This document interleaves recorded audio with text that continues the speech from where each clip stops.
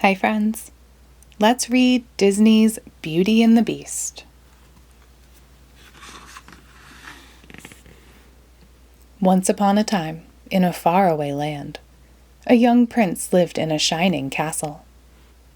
Although he had everything a person could want, he had no love in his heart. One cold winter's night, an old woman came to the castle begging the prince for shelter from the cold. In return for this kindness, she offered him a single perfect rose. Disgusted by her rags, the prince sneered at the rose and turned the poor woman away. "Do not be fooled by appearances," she warned him. "There is beauty to be found within all things." Then, in a flash, the woman's ugliness melted away to reveal a lovely enchantress.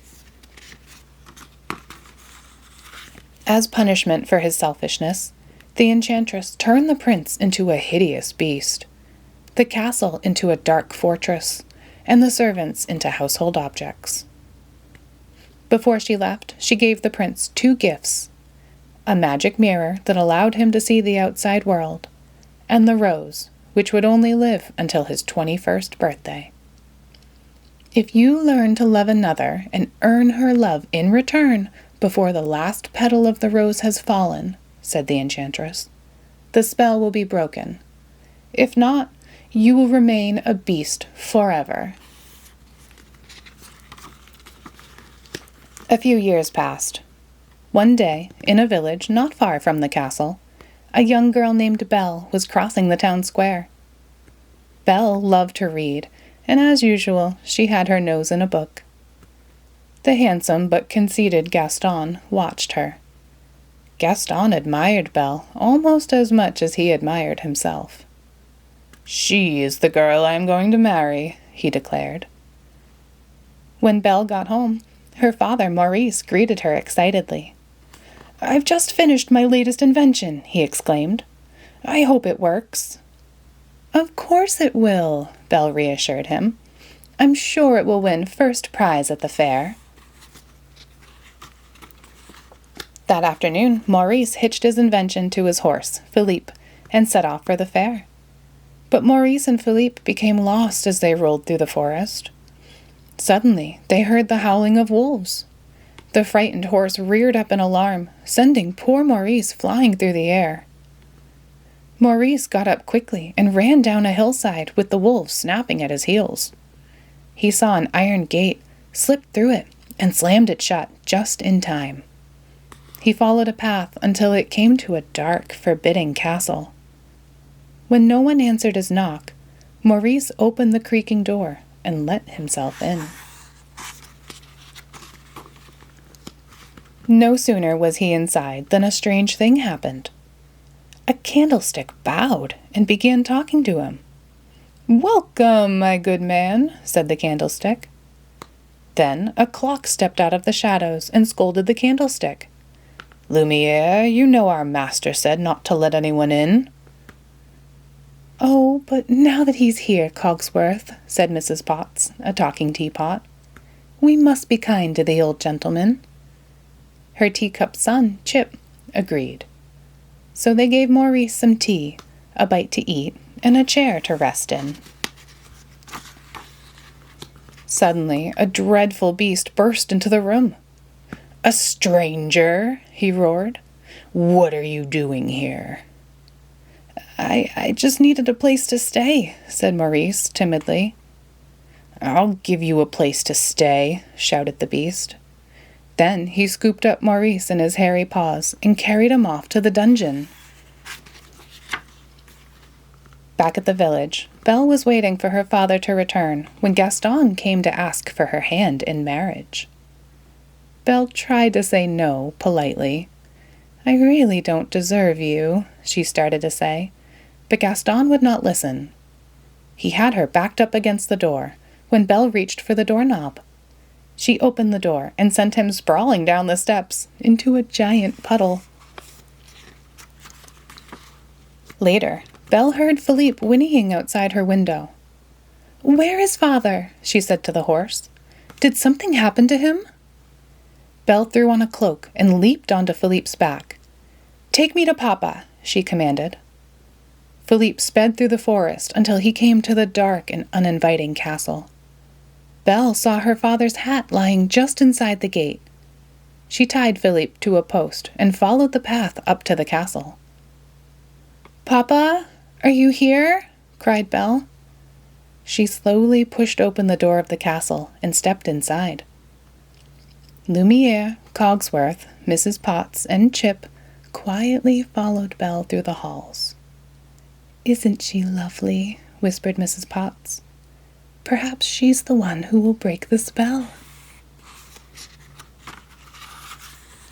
Finally, Belle found her poor father locked away in a lonely cell. She was reaching out to touch his hand when the beast suddenly appeared. Trembling with fright, Belle asked the beast to let her father go. "He is an old man," she begged. "Take me instead." "Very well," said the beast, "but you must promise to stay here forever." "You have my word," replied Belle. Then, before Belle could say a proper goodbye, the beast dragged Maurice away and sent him home in an enchanted coach. Soon the beast returned for Belle. "You may go anywhere you like," he said, as he showed her to her room, "but you must never go near the west wing." Then the beast shut the door. Belle was alone with Wardrobe, who was delighted to have a lovely young girl to dress. Meanwhile, Maurice raced to the village tavern to get help. "A hideous beast has Belle locked up in his castle," Maurice cried. But Gaston and the villagers only laughed at him, so he left by himself to find Belle.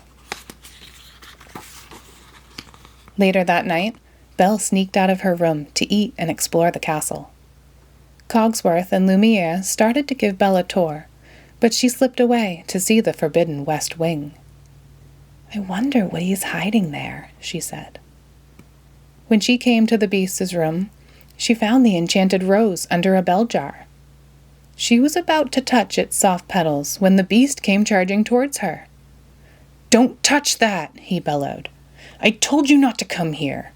Get out!" Belle ran from the room, down the stairs and out into the freezing night. She leaped onto Philippe and began to race him through the woods. She would not stay at the castle with the horrible beast, no matter what she promised. Suddenly, a pack of prowling wolves crept out from the darkness, their yellow eyes flashing in the night.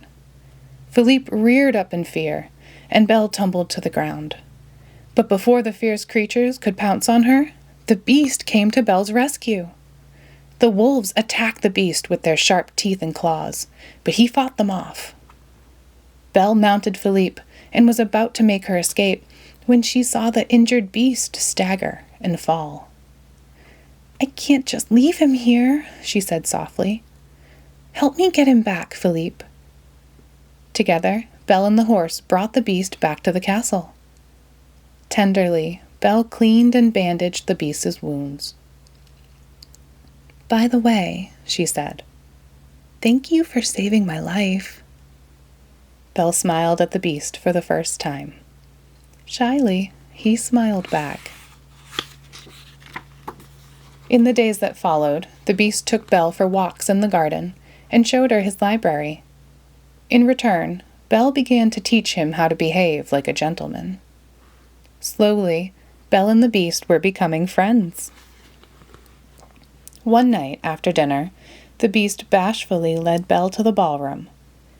It wasn't long before they were waltzing gracefully across the dance floor.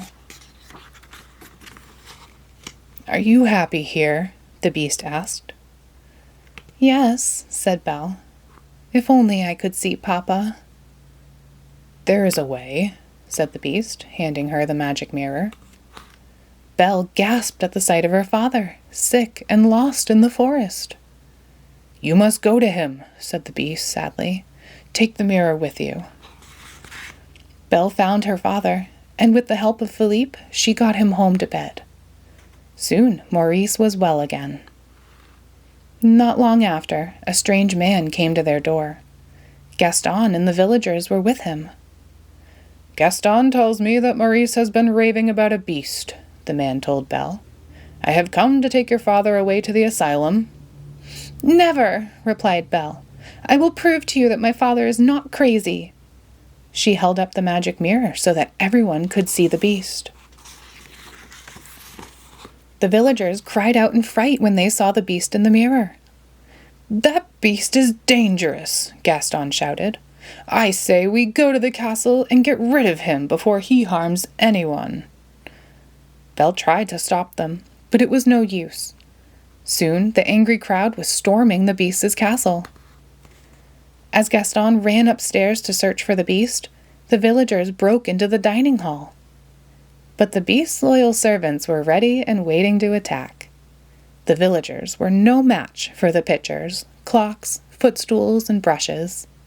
Soon they turned and fled from the castle in defeat. Meanwhile, Gaston had found the beast and had chased him onto the roof. Get up and fight, Gaston taunted. But ever since Belle had left the castle, the beast had lost interest in living. He didn't want to fight. Gaston raised his club, ready to kill the beast. No! Belle cried from below. She raced upstairs. At the sight of her, the beast's spirit returned, and he blocked the club's blow. The beast grabbed Gaston by the neck, but he could no longer find it in his heart to hurt anyone. He released Gaston, unharmed. As Belle arrived and embraced the beast, Gaston sneaked up from behind. He stabbed the beast in the back. Roaring in pain, the beast struck out at Gaston. Gaston took a step backward and lost his balance. With a terrible scream, he fell from the roof and was gone forever. The beast took a step toward Belle and then collapsed from his wounds. At least I got to see you one last time, said the beast.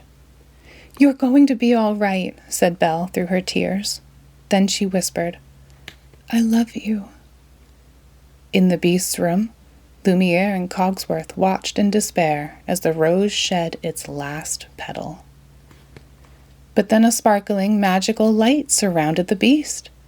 His paws became hands and feet, and the rest of his body was restored to its former handsomeness. Belle looked on in amazement as the beast turned into a prince.